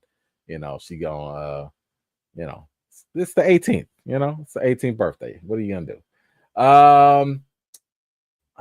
Okay, I'm gonna come back to you, JN. I still got one for you too. I gotta come back to both of those. So just give me a little bit and we will come back. All right, let's do, you know what? I want a little justice. I want a little justice for the sisters. Okay, let's get a little justice for the sisters. For those of y'all that don't know, Nia DaCosta is she was the director of the Marvels, and the Marvels didn't do too well, right? It didn't do all that well in theaters, and a lot of people was kind of getting on her. We saw some of these outlets, putting all this weird responsibility and blame on her as if she was doing something out the ordinary when she was leaving production to go work on something else, as if like other directors didn't do that. And she came out before and said like, yo, the movie that y'all saw was not the movie I made, right? Like she said basically the same thing that other directors have also said about Marvel, which is they'll come in, they'll do a certain movie, they'll have it a certain way, and then Marvel, the powers that be, will go into the editing room, switch things up, add things later, do a reshoot here and there, all of that stuff. And next thing you know, the movie is something completely different. So she was like, yo, that's what happened to me. And I believe her because, again, other directors have said the same thing. James Gunn said the same thing. Like, this is not a new phenomenon. But she has come out recently with a little bit more about what's going on or what happened in this latest interview. And she says here, she was talking to THR, and this is about, keep in mind, she's about to make the 28 Years Later sequel. And she suggested that the major issue, what was going on with the Marvels. She said, making 28 Years Later sequel was one of the best filmmaking experiences I've had. One of the issues I had with Candyman and Marvels was the lack of a really solid script, which is always gonna just wreak havoc on the whole process. But Alex Garland hands you a script and you're like, this is amazing. You don't really have to change it. Although I did. I basically asked for more infected. That was like my big contribution. Okay.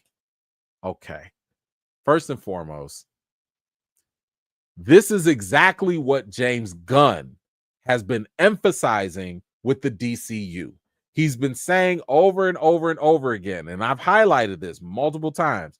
He's talked about how we're not moving forward with anything unless there is a script that we absolutely love, right? We have to love this script, and it has to really speak to us in order for us to move forward. And that makes sense because James Gunn is a writer and a director. So usually he's in a very good position to have that perspective of how a movie will work based off of a script.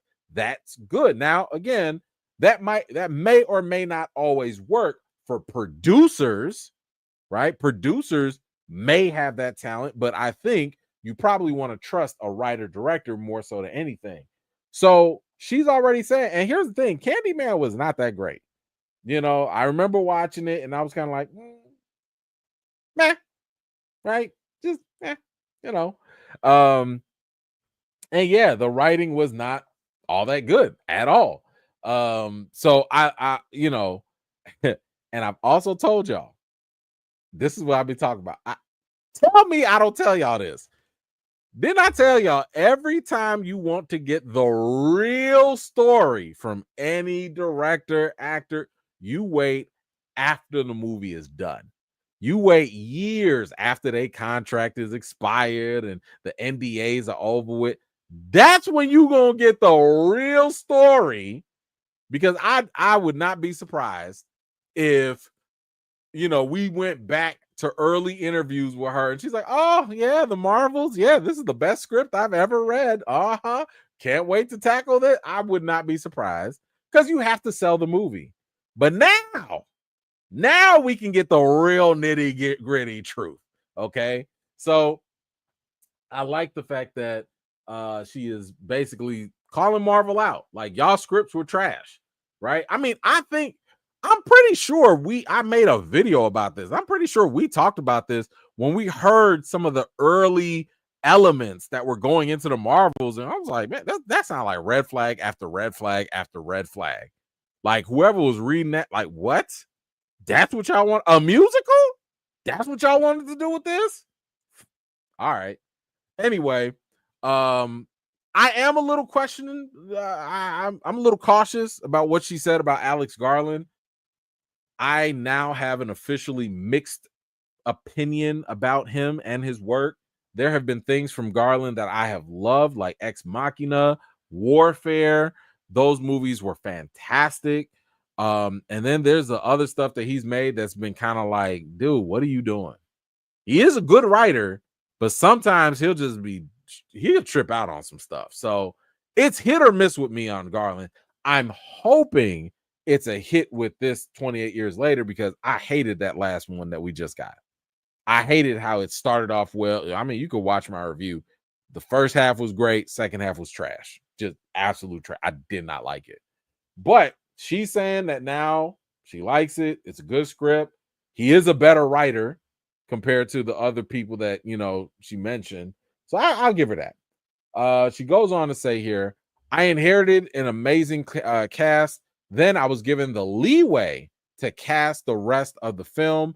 There were a couple of locations I inherited. I was given the leeway to develop all the other locations. Some of it overlapped, like the character Samson. Danny and I would collaborate a bit on the look, but at the end of the day, Danny shoots so different from the way I shoot.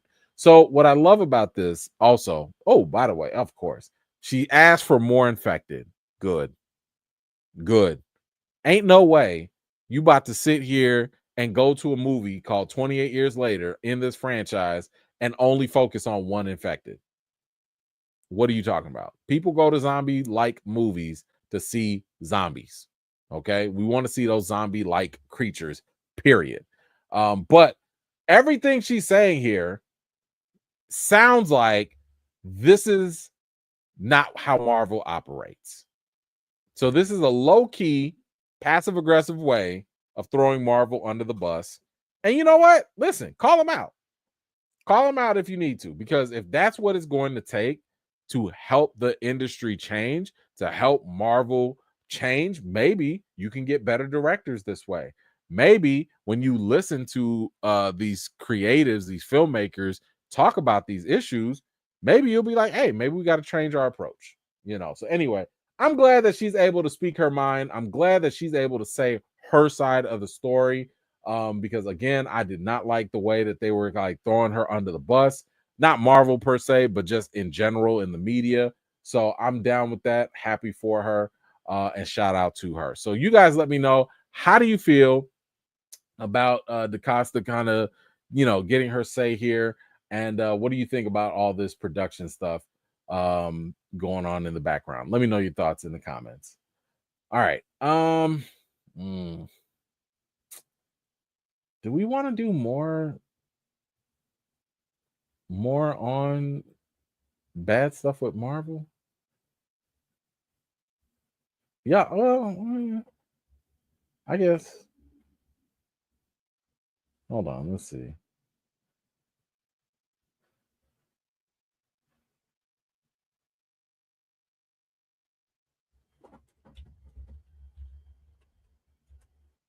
Okay, we can do some more. All right, listen, and here's the thing. I want to make this clear. I am not here to bash Marvel, but I am going to report on the news. I am going to report on the things that, other people in Marvel have to say, right? So first and foremost, it seems like we got some unhappy actors, or at the very least, they're not having the best experiences working for Marvel. Now, on one hand, you can have, of course, actors who are delighted, right? You have people like Tom Holland, aka Spider-Man. I've told y'all this man is only popular because he's Spider-Man, because outside of that, it ain't popping like that, right? But that's fine. Get your money, do your work, do the things that you got to do. But let's keep it real. Being Spider-Man is great. Chris Hemsworth, you better be happy that you Thor. Be happy, because a lot of them other movies ain't gonna do it for you, man. So anyway, we have got a couple actors here that, let's just say, they probably didn't have the best experience, or they might have a little buyer's remorse a little bit. First one up here is Ray Winston. Now, in case you don't remember, he was the dude from Black Widow that was running everything. And he had a bad experience with that whole shoot. And one of the things he talked about here is about just the whole culture. And he says it's all about selling tickets. We see what's happening in Hollywood with Marvel and all that kind of stuff. There is room for it, and it's fun, but it takes away from getting cultural films made, which are best for the actors and are really good acting parts. It's getting more and more difficult to do that. If you're not on social media, they might not even consider you for a movie because they want a fan base to come with that. Well, he's basically saying a lot of stuff that we've already heard. Now, I do disagree with the idea of it taking away from cultural films being made. Nothing that Marvel is doing is stopping anyone else from making a cultural film. Nothing. Marvel's coming out with maybe 1 or 2 movies a year. That ain't stopping nobody from sitting down with a pen and a paper or on a computer, typing up a really cool original idea and making that movie. None of that is stopping it. So I fully reject it. Now, he might be talking about how the studios are reluctant in jumping on board with that. But to me, I'm like, I saw Sinners. That wasn't based on no franchise. I just saw Weapons. That came out of nowhere. I refuse to believe that if you just, that all these different types of movies that are not tied to franchises or comic books or whatever, that's not going to work for people. Yes, they can. They just actually have to be good movies. Make it happen. Now, he did talk about working on Black Widow. He says, I worked with this amazing director, Kate Shortland, and we worked on what my character was going to be. He was like a pedophile running around all these girls, and they'd become Black Widows. We used to get applauded on set. It was probably the best thing I've done for a really long time. He said about the early shooting experience.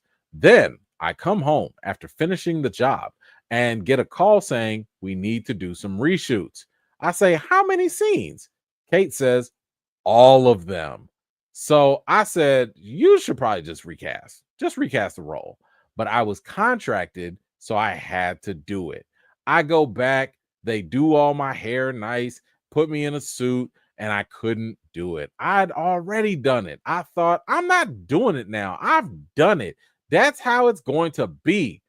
That's rejection. You know, there's nothing worse than doing something, leaving it on the floor, and then being told it's not right. Yikes. So sorry. So sorry. I'm not mad at that. Like, you did a job as an actor, you know, you probably got in your feelings. You probably did something really dope, something really different. And then some executive, somebody up there was like, nah. I mean, the writer was like, yeah, that's great. The director was like, yeah, that's great. The whole cast was like, yeah, that's great. Somebody at the top, nah. And as we know, Marvel loves to do reshoots. But not only that, it's not just about the reshoots, but you also have the issue of these long contracts that they have these actors signed up for. And Kamal Nanjiani, he's also on the tail end of that, right? So you guys might, I don't know if you guys remember the Eternals. I'm sorry if you have to try to remember that movie or not. But he also said here about his experience, you know, Eternals came out right after COVID. So I had a year and a half at home to just be like, when this thing come out? It came out, it got really bad reviews, and it did not do that well. It shattered me too much. That was when I was like, oh, I need to go to therapy to figure this out. And then he goes on to say, I was like, this is going to be my job for the next 10 years. I signed up for 6 movies. I signed on for a video game. I signed on for a theme park ride. They make you sign all of this stuff. You're like, okay, I'll be doing Marvel movies every year. And in between, I'll do my own little things, whatever I wanted to do. None of that happened. For me, what really hit me was realizing that too much of my self-esteem is wrapped up in other people's reactions to my work. People have way bigger problems than this. Yeah, okay. Sadder thing here is the fact that when you sign up for a Marvel movie, you have to fulfill all these obligations. They will have hella reshoots. They might sign you up for multiple movies, but who knows if and when any of that will ever happen. A video game of what? I know y'all wasn't crazy enough thinking there was going to be a video game for Eternals. Y'all did y'all not see what was that other Suicide Squad game? You know, they killed the Justice League. Did y'all not see that? Who's gonna sit here and play that? An Eternals video game? Are you mad? Yeah, if I was him, I would have put something in there like, y'all need a different contract or something. Like, man, you know, I'll sign up. You know, like in the NBA, how you have that the free agent, that optional tag. You know, like maybe I could sign on, maybe I could jump off something, because when Marvel locks you down, you're done. You cannot do anything else because your contract is going to trump whatever other projects you think you about to do. Crazy. Anywho, you guys let me know, what do you think about these actors and their Marvel experiences? Feel free to let me know your thoughts in the comments down below. All right. How long do I have? 8:30. Okay, yeah, I gotta make this last one, then I gotta run. All right, let's see. JM, what you got? Cultural movies exclude the culture. Side note, Jordan Peele wanted to direct Weapons, didn't get the film, fired his agents, thoughts if he directed it. I heard about that. I think we talked about it. I don't think he wanted to direct it. I think he just wanted to buy it, Monkey Paw Productions. So he just like the movie Him, right? Like that's a Monkey Paw production. So he just wanted that in his portfolio. I think if anything, it would have been interesting for marketing to hear from Jordan Peele, from the director of Barbarian. That probably would have given it a slightly higher boost in marketing. As for directing it, to be honest, I don't know how he would have directed it. And I think you're talking about a completely different movie, mainly because a lot of things that Jordan Peele does, if not everything, comes from a black lens, black characters. And I don't know if that would have worked for this movie, for Weapons, that is. So I wouldn't mind if he had produced it, but I like it the way it is. I like Weapons the way it is. I think it worked for the most part. So but thank you so much for that. All right, let's move on. Let's get to the drama. This was the latest drama, y'all. Apparently, we got beef. We got issues going on the Avengers Doomsday set. Now this was brought to us by John Roca from I believe he was on Christian Karlov's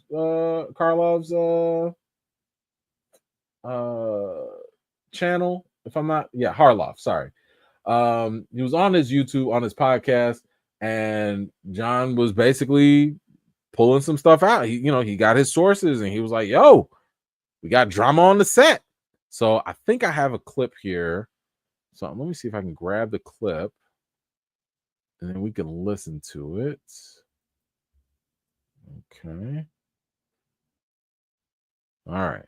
There it is. Let's take that down.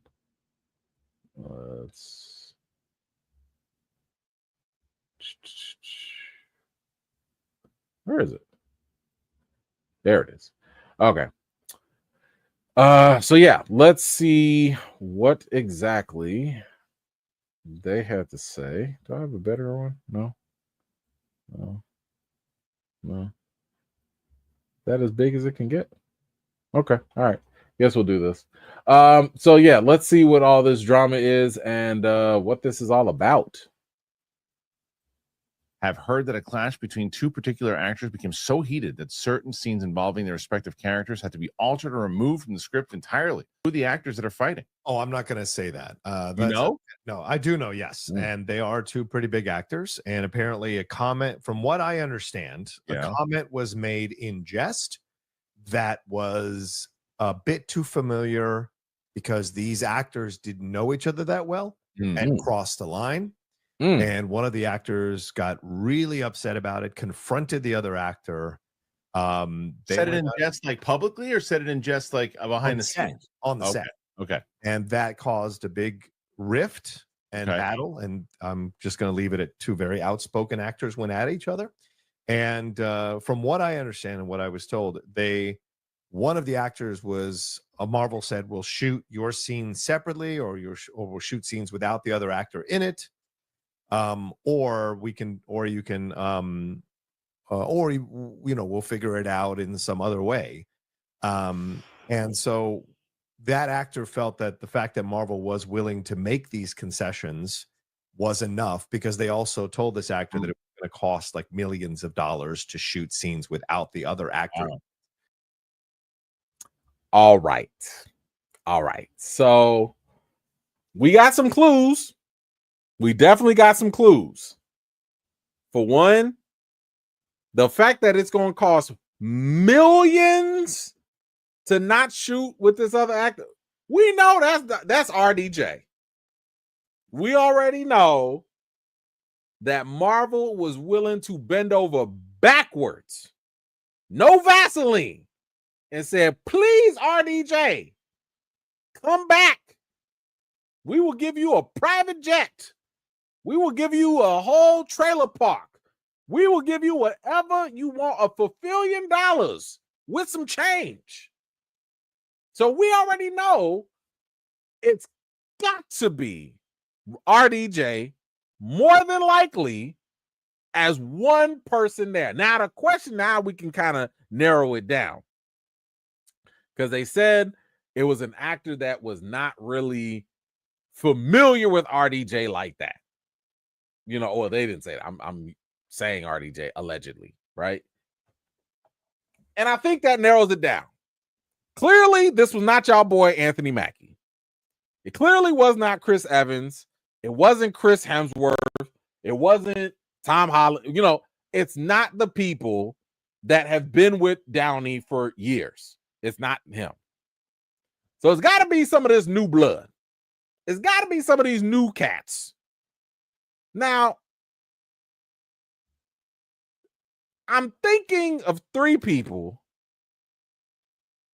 but I don't know all the background. I don't know Hugh Jackman, maybe, but I feel like Hugh Jackman is kind of a professional. Like, I don't think he's going to say anything out of pocket. I just don't get that from him. Then the other suspect is Pedro Pascal, Mr. Fantastic, right? Now, you talking about a prominent actor. Pedro is everywhere. Pedro doing 10 movies right now. Right now. That's where Pedro be on. But based off of everything I've heard in his interviews and what people have said about Pedro, I don't think Pedro's got the guts to say something to someone inappropriate or cross the line or offensive. Like, Pedro comes off as a genuinely nice guy, right? And I believe the prime suspect that probably everyone is thinking, it has got to be Ryan Reynolds. I just, like, if I had to put the monies on this, it would be Ryan Reynolds. Ryan Reynolds is a naturally funny guy. He's a nice guy, but he's a naturally funny guy. And guess what? Funny people tend not to always have a filter. And sometimes they'll say some things that cross the line. I mean, that's literally the entire character of Deadpool, right? Deadpool will say some wild, crazy things, and he's not going to stop until Disney's be like, you can't say that.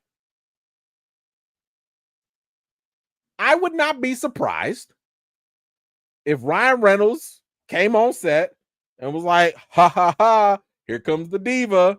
You know, something like that. Here comes the real Tony Stark. Here comes, how much is Disney costing you? You know, or how much are you costing Disney just to sit on the phone? You know what I'm saying? Like, he will make a joke that, like, Robert Downey be like, hold on, sir, I don't know you like that. Get out my pockets, man. I would not be surprised. And here's the thing. I don't think that Ryan Reynolds would say anything mean. I don't think he would say it like that. But the reason why I see people saying Shang-Chi, I don't believe so. Shang-Chi, you know, Simu Liu, I don't think he's of that stature where they would even have this conversation. Because they were talking about, like, hey, we can shoot your scene separately. We could do this. If it was Shang-Chi, I believe the studio, the Russos, the producer, everybody be like, Shang-Chi, shut up. That's you see that man over there, Robert Downey, he paid for your check. You only here because he exists. It has to be somebody that I think Marvel has to tolerate. And that would be Ryan Reynolds, because Deadpool is a success. You can't just throw him away. Now, obviously, RDJ is more important, and we've already known that, but I wouldn't be surprised. Like, if I'm putting my money on Ryan Reynolds. Deadpool, already was in question of whether or not he was going to be in the movie. They finally put that rumor to rest. I'm wondering if this is the basis of that rumor. I'm wondering if this is one of the reasons why people was like, oh yeah, he is on the movie. No, he's not in the movie. Probably because they was like, yeah, he can't shoot with Robert Downey. He's not going, that's not going to work. So all we got to do now is watch the movie, and we have to see how many times, if any, do we even see Deadpool in the same scene with Dr. Doom or Tony Stark. I don't know. Oh, y'all think that maybe RDJ said something to somebody? First of all, here's the thing. If RDJ says something out of pocket to somebody else on the set of Avengers Doomsday, so who gonna check him? Who is going to check RDJ in this movie? This is his franchise. This is his movie. Who gonna check him? I'm pretty sure if RDJ says something crazy to Ryan Reynolds, says something crazy to somebody else, they'll be like, have you seen your contract? It says that you have to just take it. Yeah, it's on line 38, clause C. Yeah, if RDJ talks about your mama, if he calls you out, you just have to take it because that's where the money resides. Sorry. So, listen, I mean, I can't wait 5 years down the line when all the dust is settled and we finally get the answer to this. I cannot wait. So anyway, y'all let me know. Who do you think are the people behind the drama on Avengers Doomsday set? Listen, this is, I know it's not the biggest news, it's not the craziest stuff, but it's still interesting. It's still interesting. Y'all feel free to let me know your thoughts in the comments down below. All right. Let's see. JN. What up, E-fam? So finally celebrating the birthday. Man, happy birthday to you. At dinner side note, E-man, who did RDJ swing on? Stark said these hands still work. Replay gang. Listen, I don't think RDJ had to swing on anybody. If he had to swing on anyone, it would be verbally. He would only verbally swing on folks. RDJ is about to be like 60 years old, if he's not already. He's getting up there in age. He don't have time for that. Marvel literally bought this man a trailer park for his ensemble, for his crew. If it ever got to that point, y'all think he gonna lift a finger? He gonna put them stump people to work. He gonna be like, handle that. I'll pay for your legal fees by having Disney pay for it. Handle this light work for me. He don't have to swing on nobody. Nobody. All right, ILL. I might have asked you this question before, but who would you like to see write and direct Batman in Gunn's universe? Ooh. If I had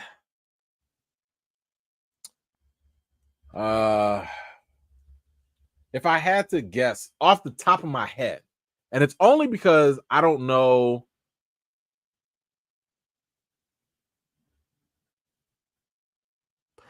The crazy thing is that based off of what you want and based off of what James Gunn is trying to set up, that's where the clash is going to be.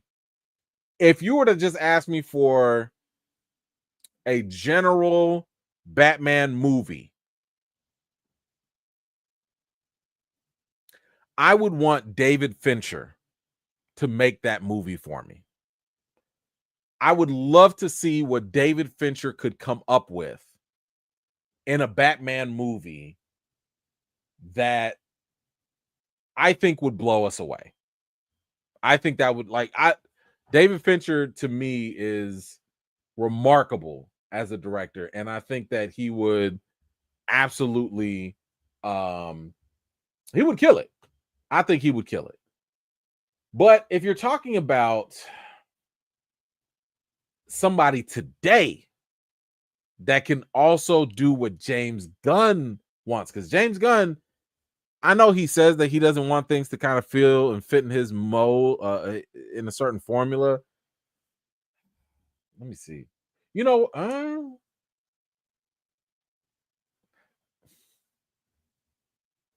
like I feel like James Gunn would be the kind of person, if it's not Andy Muschietti, I feel like James Gunn would be like, hey, let me get Edgar Wright. Like, I feel like that's who he would pick. I don't think I would like that. I'm trying to see if there's any other Sam Raimi, maybe. I could see James Gunn being like, hey, go get a Sam Raimi to do a Batman movie. Because I don't think that this Bold and the Brave or whatever, I don't think that this is going to be the kind of Batman movie that we expect it to be. I don't see it being dark. I don't see it being, radically different. But again, like I said, if I had to, I would go with David Fincher. I'd give him all the money and let him go to work. That would be my pick. Thank you so much for that. Let's see. Quiet One, what you got? Letitia Wright or Tanaka Huerta have both been known for being outspoken actors, and both have serious characters in the MCU going forward. Thoughts? Going against RDJ? I think, based off of the way John was describing the situation, I don't think either one of them would talk to RDJ like that. I just don't see it. Unless they were having a conversation about vaccines, or something like that. But I don't think that they're I don't think, just like with Simu Liu, I don't think that either one of them had the star level for Marvel to be like, okay, let's work this out. Okay, no. Because either one of them would be like, we're going to have Doom kill you anyway, so we can make this short. So yeah, I don't see, I hear what you're saying. To me, the mere fact that that Marvel was engaging with trying to resolve this stuff, it lets me know that you had two important pieces that were too valuable to lose.